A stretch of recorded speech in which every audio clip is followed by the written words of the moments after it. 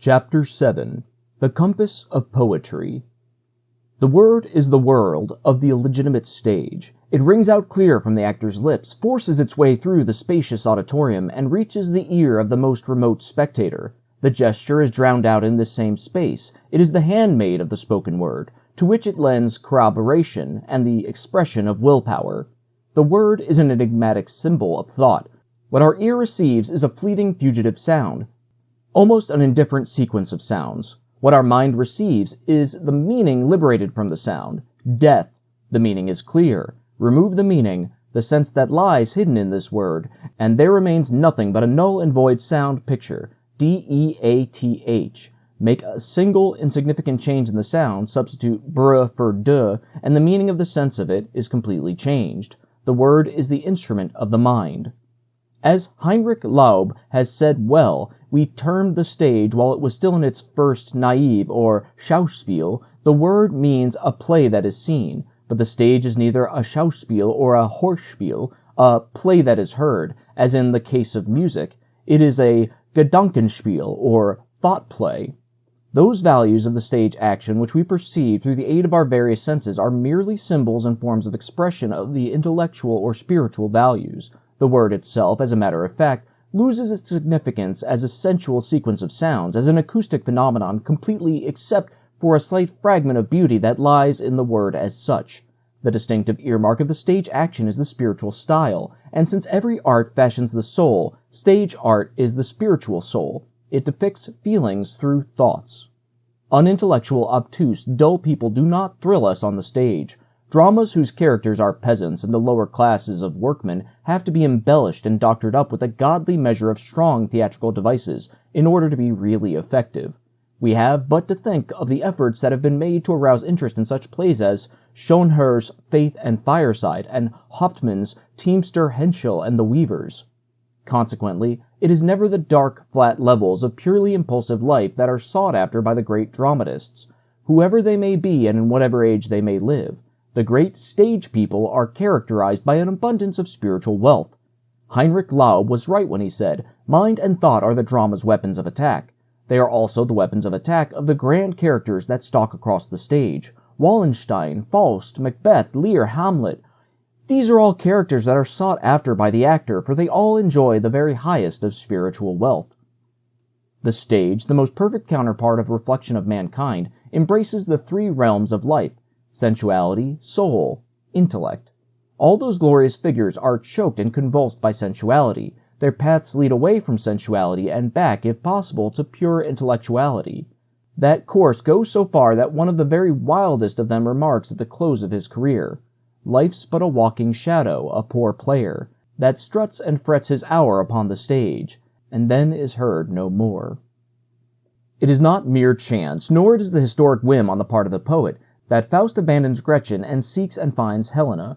On this account, the sensual impulses of the stage characters are the paths of error which lead up to the intellect. The great stage personages are never men of mere impulse. Thoas is not a barbarian of the senses. Tell is not a rude, crude fellow just as nature made him. Romeo is not a mere sensual seducer, but a psychic visionary. The legitimate stage strives after great free thoughts, and characters such as Faust represent the very strongest expression of its arts. In this excess of excelsior, however, in this defection from the wishes of this earth, lies a real danger to which not merely the poetizing dilettante is apt to succumb. Indeed, the very greatest of German poets have at times failed to escape its intriguing peculiarity. It is the danger of the too high, of arctic clarity, of the exclusively intellectual. The soul glows through the real art like a vestal fire, pure, mild, serene. Let the flight be too hardy and too upward, and the fire goes out, art ceases, and shrewd, shivering theatrical dialects set in.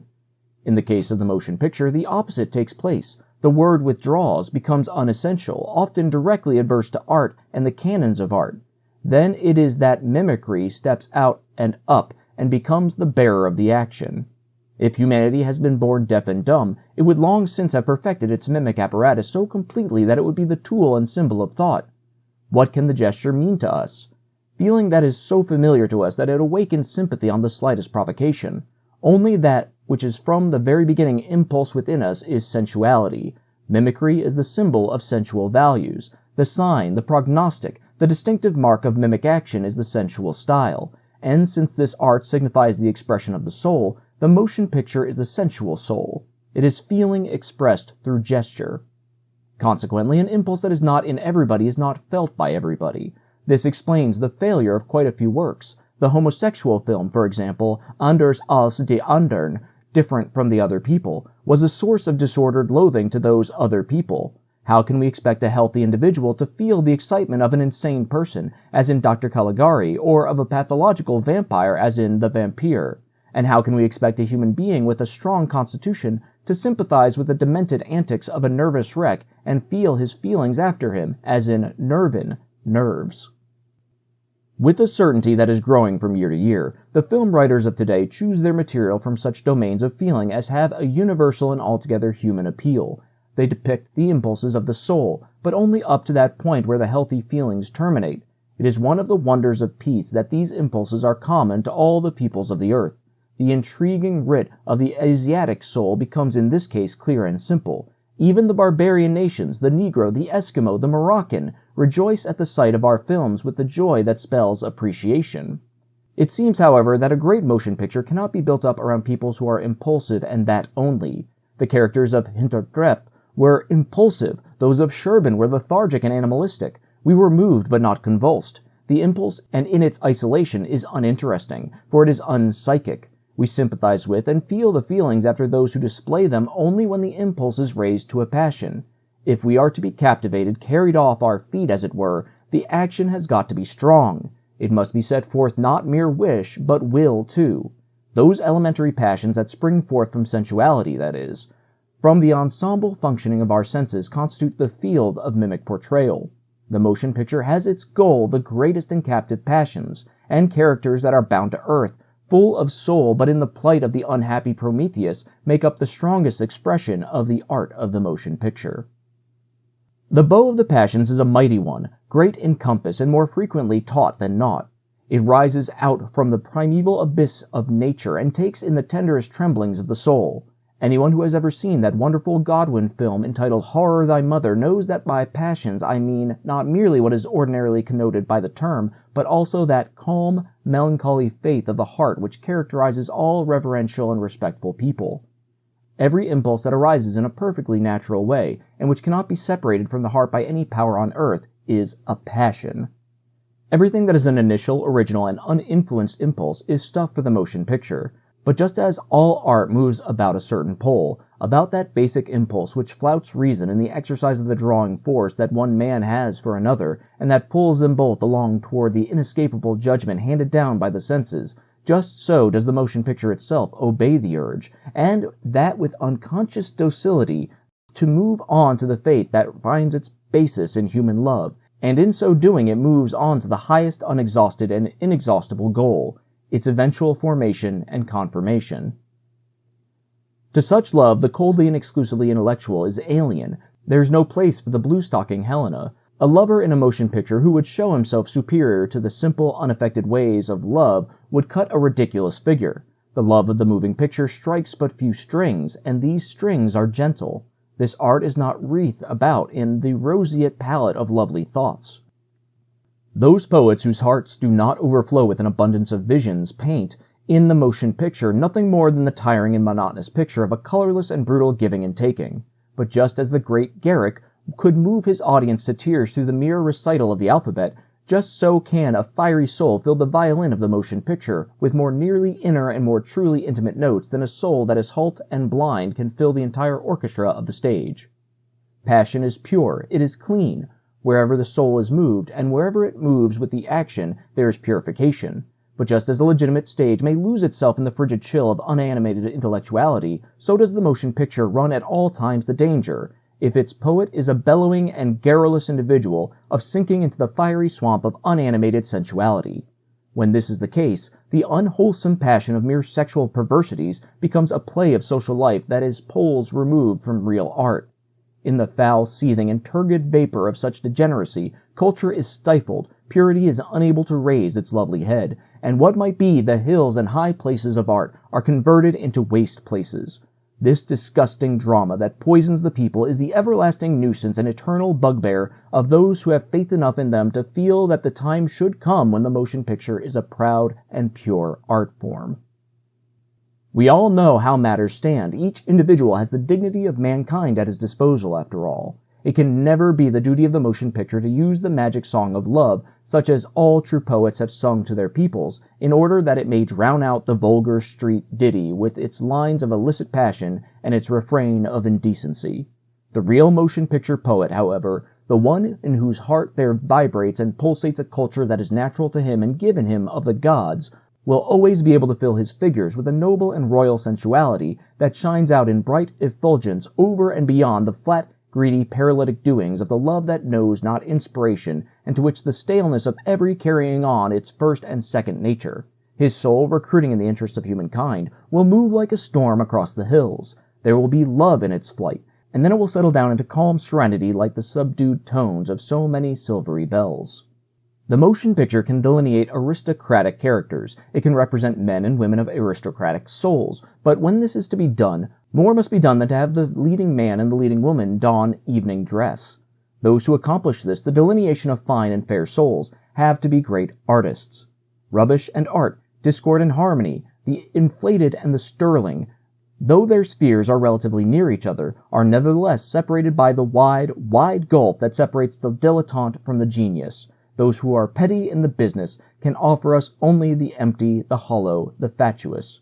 Abundance they know not. Harmony is not part of them. They deal in deadening boredom. Around about the love of the motion picture is stretched the bright-colored frame of the surrounding world. Its milieu is diversified hues. It is not possible for even the legitimate stage to renounce entirely the world in which its actions take place. Though Romeo and Juliet might be played to an audience recruited wholly from the slums and not lose either its fragrance or its charm. In the motion picture, the nature and the wish of the milieu signify the constant variation of the impure motive. Let no man fancy that it would be possible to construct a great motion picture from an environment. There is, for example, the case of the French film entitled Columbus, the most abominable piece of work, incidentally, that has ever been done on the screen. The life of the great discoverer was mashed and squeezed into a mess of incoherent scenes. The one great heart-shaking act or action, the real experience of Columbus's soul, was missing.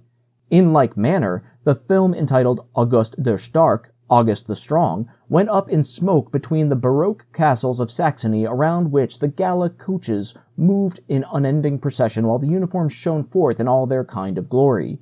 In between all this revived and represented ostentation were 6 love scenes, a new one for each act, each of loathsome brutality, and in each of them the poet was the matchmaker. The surrounding world, the milieu, becomes the exclusive servant of the feelings. A historical film is a love action of times long since past, and never a treatise on the cultural history of that time. Schiller compressed the whole history of the 30 Years' War into his Wallenstein. In it, Max and Thekla drift along as if on a small floating piece of ice. The legitimate stage can do that sort of thing, provided that the individual that does it is a genius and has genius, but the most ingenious motion picture actor is the one whose hand forges the historical motives into a splendid yet unobtrusive frame, and places this frame about the action of the soul. He cannot count upon fidelity to history. He is lost if he endeavors to reproduce historical events. Whenever the great men of history appear in the motion picture, they have to feel great. They must display great emotions. The muse of the motion picture is anacreontic. There is the case of Madame Récamier, which was brilliantly staged by Delmont. In it, Napoleon, Talma, Josephine, Beauharnais, Juliette Récamier, and the people associated with them were bound together into a fate that was pure, shot through though it was with smoldering passions. We had a foreboding of the flaming forth of a dark and princely soul. Closely interwoven with the action, though detached from it for a few minutes, was a picture of Napoleon standing off on a flat elevation surrounded by a few officers. It could be seen only in the distance. A rider comes up, and then another, and then another. Each is in haste. In the valley below we catch sight of a fire. There is smoke. A certain fate that was an entity in itself, a strange and urgent fate, prevented the various pictures from becoming separated or allowed to stand out in isolated importance. The picture as a whole, the whole of the picture, cast its shadows over this scene. Napoleon, already long since made a part of the action, stood there as if to say, "Here I am coming." The sensual motion picture knows no God. The poet of the spoken drama can convert a hut into a house, a cabin into a castle.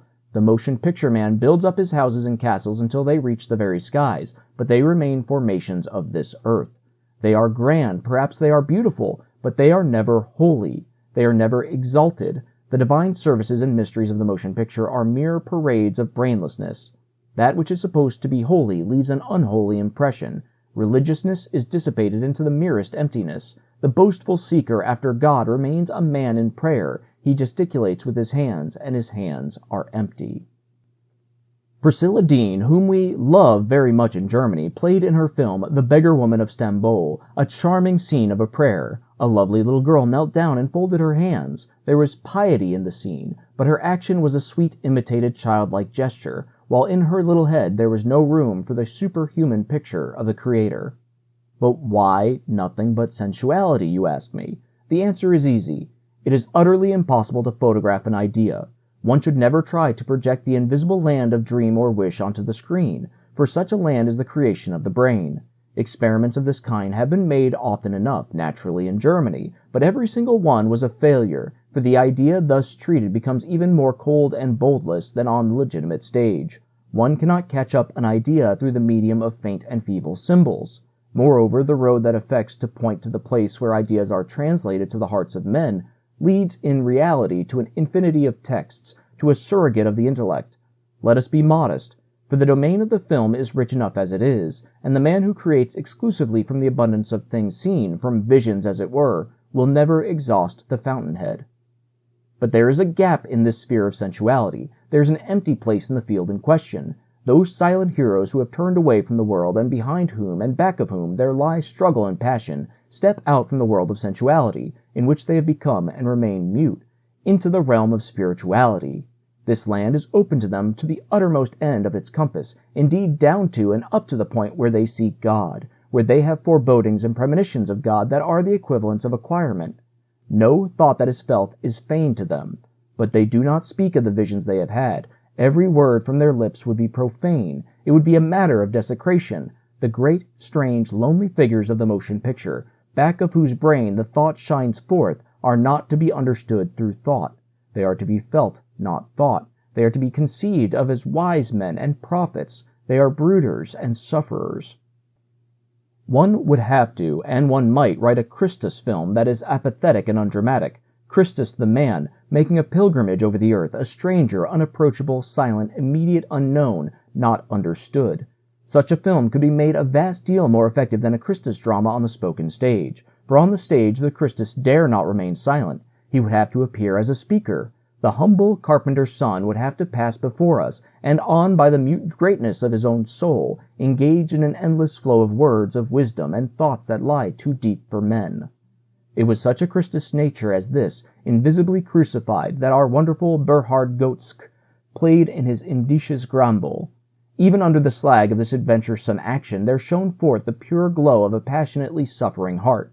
When Ramagani raised his hands, we understood that before this gentle, imperative gesture, the tigers of the field slunk away in silence while lifeless things fell to pieces. It was the power of the Superman that was revealed to us, a power that had been generated in the man himself, not given of God. When he prayed, it was a coming onto and into himself, not a disappearance in or coming on to God. Buddha vanished in the background, a cold, chilly picture.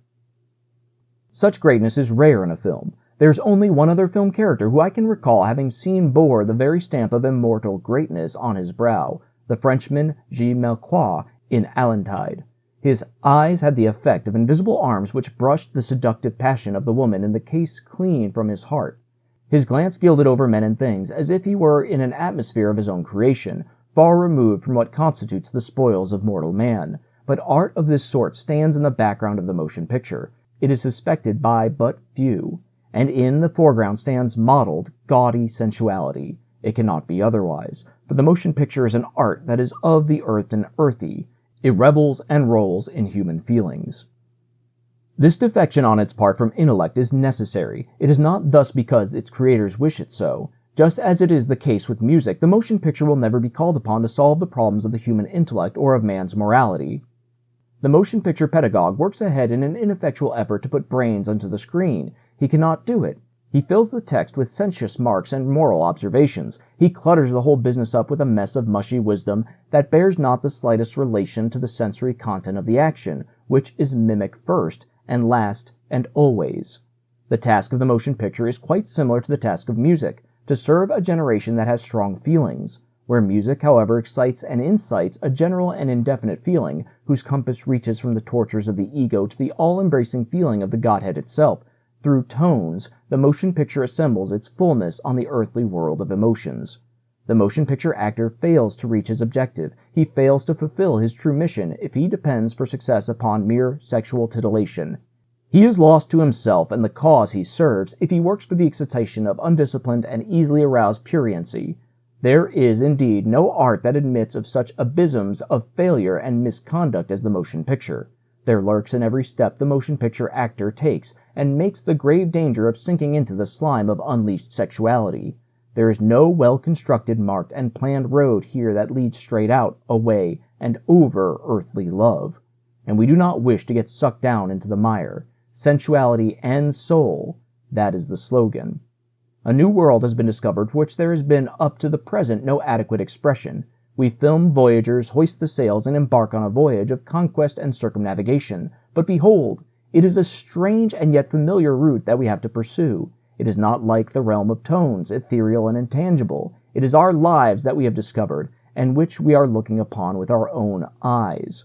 A mighty flood of pictures rushes by us. Which shall we choose? Shall we choose the spooks, the spooky visions, the dancing will-o'-the-wisps of the nocturnal spirits? We let them go on their way. They are not for us. For the film has at last taught us what everyday life has caused us to forget, or almost to forget. I mean by us, the Europeans who have become filled with hate and poisoned with pugnacity. We had about forgotten that the world is beautiful. Every nation has its own soul, but where the spirits of various peoples stand in the presence of each other and opposite each other, alien if not directly hostile, separated as it were from each other by foreign languages, the real souls of all the peoples have grown up from the brotherly roots of humanity. Despite this brotherhood, however, no one should attempt to sink his own folk soul into the soul of another people. That cannot be done.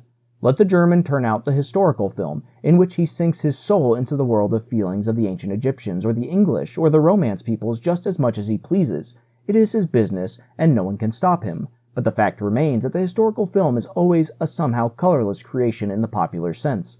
It is always somewhat affected, if not a bit fraudulent, and in the case of any nation it is always touched up and retouched with the same artificial masks. The historical film is here and here to stay, however.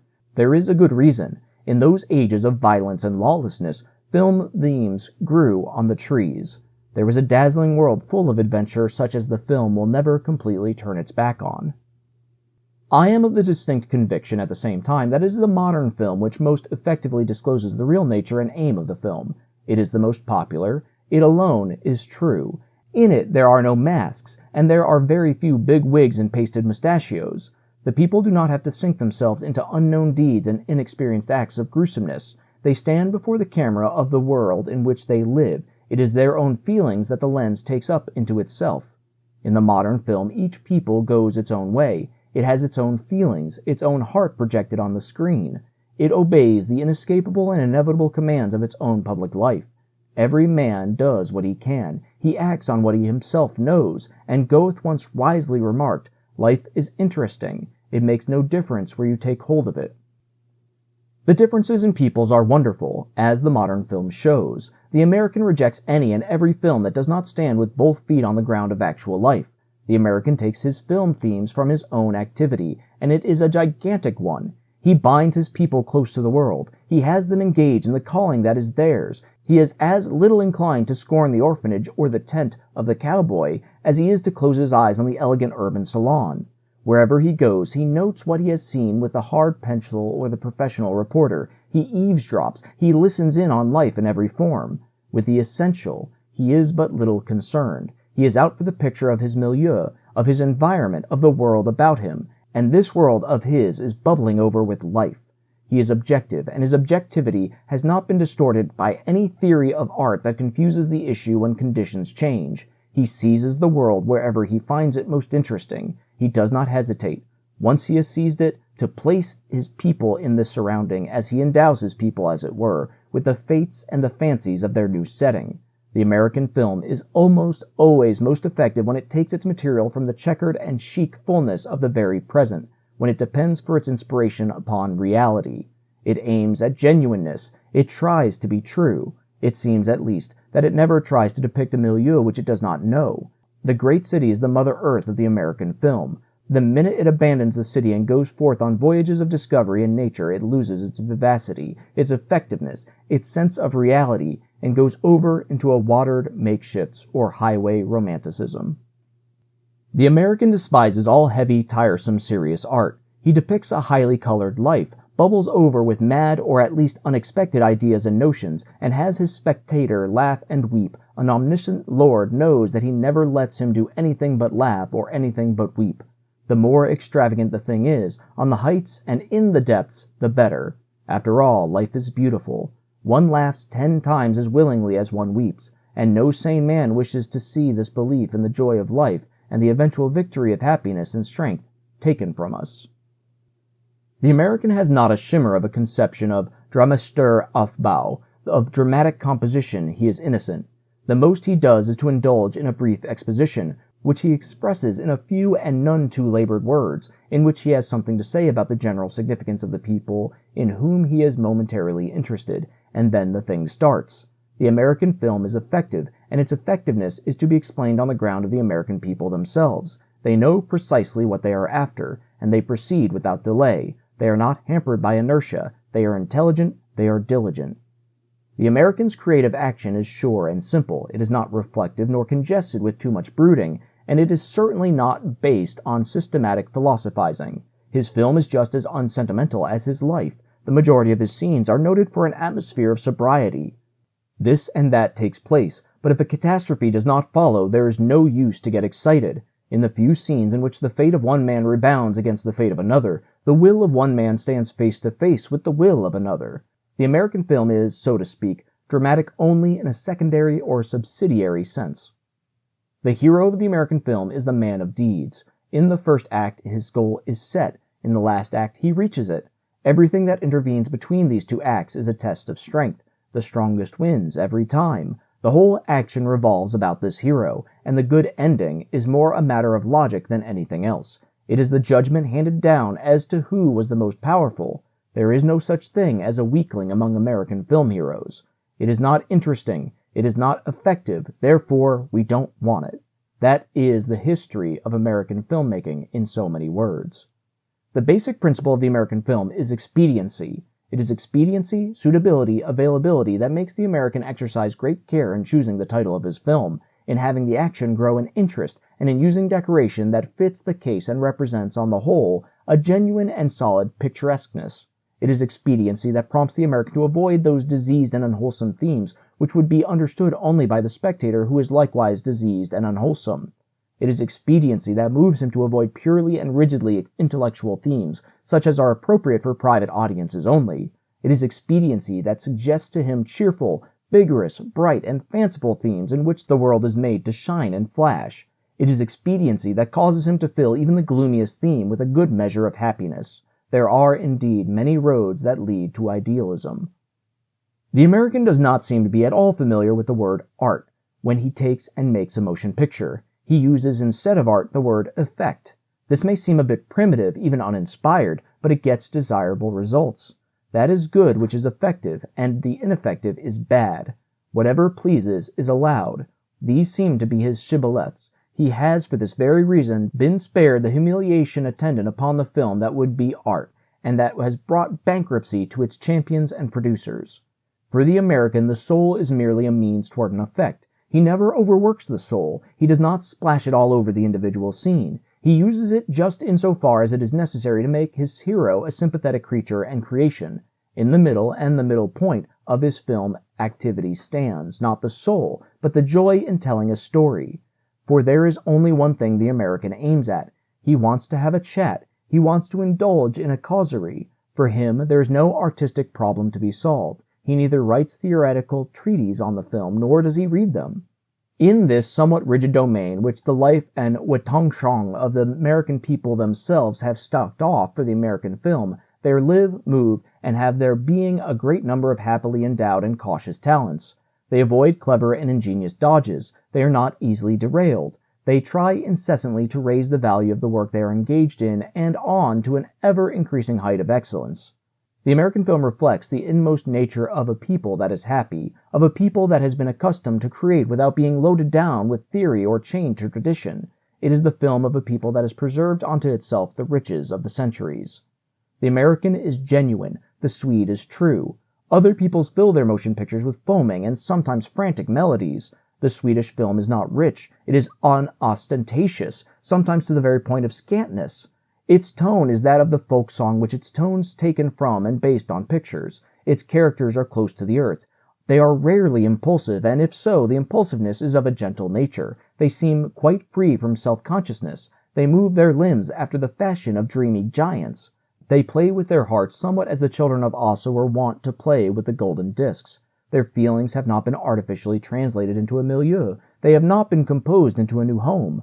They grow quite naturally from the soil that begot them. In the case of the American or the German film, we have the conflict first. The milieu proceeds then from this conflict. The canon of the Swede reads, "In the beginning was the earth."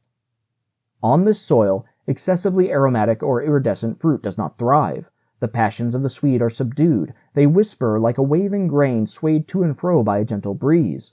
Because of their lack of display, they seem to the eye and ear of the person accustomed to the bluster of an industrial life a bit primitive and monotonous. The Swedish film is an aeolian harp which is moved unconsciously. The few wonderful tones that lie as potential factors in its strings are melodies only. The reflective element of this film is remarkably impulsive in character. It sinks itself with burning fervor into the depths of the heart, never rises to the chilly clarity of abstract thought, and rarely loses itself in moral fustian. The Swedish film retains its perfect naturalness even when it concerns itself with urban personages and chooses, perforce, its decoration and settings from the fashionable drawing rooms. When it does this, it is a matter of secret mask. These men in evening dress, these décolleté ladies, remain after all peasant children who wear their foreign garb with naive gaiety. At times the Swede grafts an alien twig on the young wild tree of his motion picture art. When he does, it is German if subtle, French if erotic. The Swede paints his picture with a fine brush, embellishes each on rather broad lines, and coats every picture with a shimmer of a hearty intimacy which to a film connoisseur of another country seems altogether unobtrusive.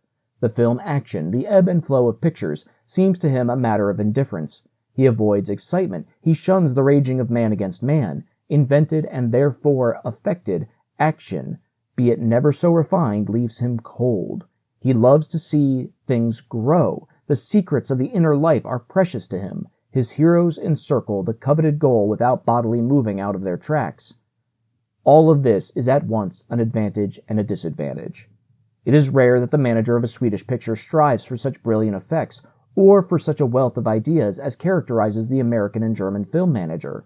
Swedish film technique stands nearly still. If it moves at all, it is a cautious move. If it moves at all, it is a cautious move.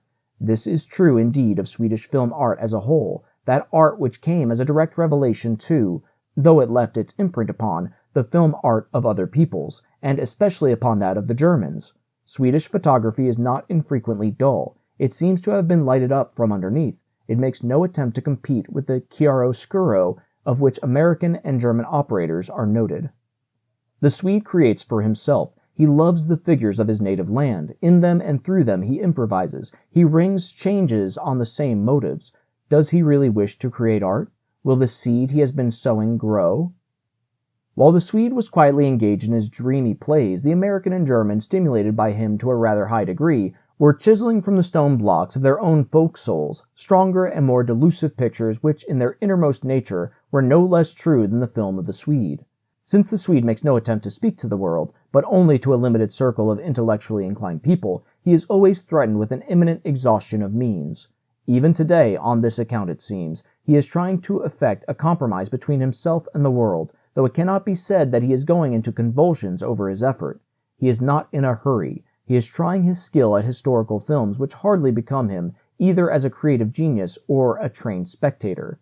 He He is snatching his figures out of the earth and giving them at the expense of verisimilitude, and following the bad example of the German social film, the rather rootless and precarious existence that attaches itself at all times to mundane as distinguished from mundane life. It is a case of change from I to we, which connotes a changed attitude toward the world in general, and it is a change which the film of Sweden has not entirely escaped. But it was to be expected. The Swede and his film are both much too strong and healthy either to avoid or neglect this transition. The Swedish film is the reflection of a people that depends upon itself, that rests within itself, on whose shores the tempestuous waves of other nations break but gently. They have already been broken before reaching that point. The German is the great experimenter. Fate has struck Germany many a telling blow in the last decade. Much has been destroyed forever, but amid the debris there has remained a spirit of daring, a courage that makes an essay at the bold enticing. We experiment in the motion picture, though not so much from a mere love of the novel as from a settled conviction that in this field we still have a great deal to learn. We are still undecided about a great number of things. There is hardly a theme on earth or in the moon with which we have not concerned ourselves. We have conjured the things of the earth and the stars up before the film camera and had them remain there until their pictures were at our disposal. We have descended into the dusty tombs of prehistoric times. We have adapted the stories of foreign countries to the screen. Fairy tales, those of yesterday, today, and tomorrow, have been tried. And when, at the close of the war, a sudden flood of ideas, notions, conceits, and utopias swept over our heads, we even tried to philosophize on the screen.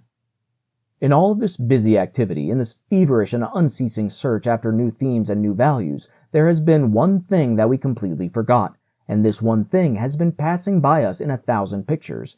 It was our own people. Of German films that introduce us to the whirling life of our country, particularly from the rural point of view, we have hardly an indication.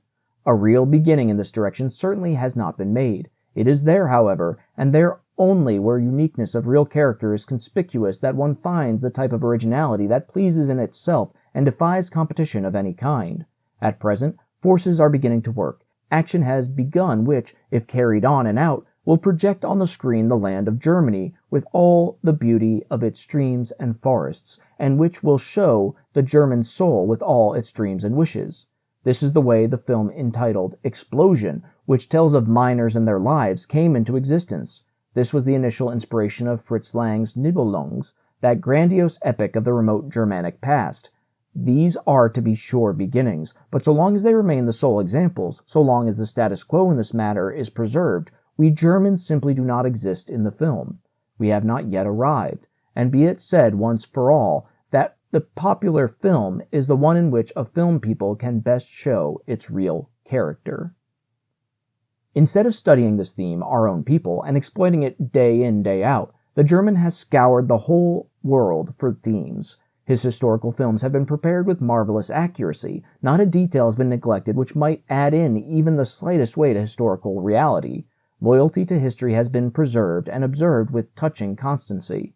I have seen my very serious doubt, however, whether this has been wholly necessary, for such films are not shown exclusively to historical seminars in the universities.